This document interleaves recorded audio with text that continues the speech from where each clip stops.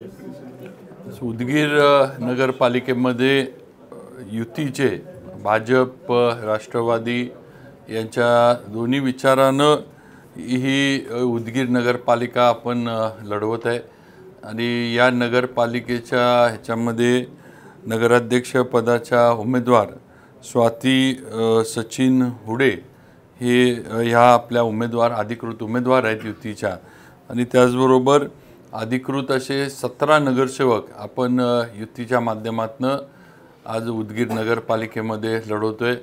मला वाटते जिल्ह्यातील लातूर महानगरपालिकेच्या नंतर ही उदगीर नगरपालिका आहे आणि मोठी नगरपालिका आहे। व्याप त्याचा मोठा आहे, अ वर्ग नगरपालिका आहे। त्यामुळे उदगीरमध्ये नक्कीच मोठ्या प्रमाणावर विकास कामं करायची आपल्याला अजून संधी आहे। सगळ्यांनी युतीच्या मागे राहावं।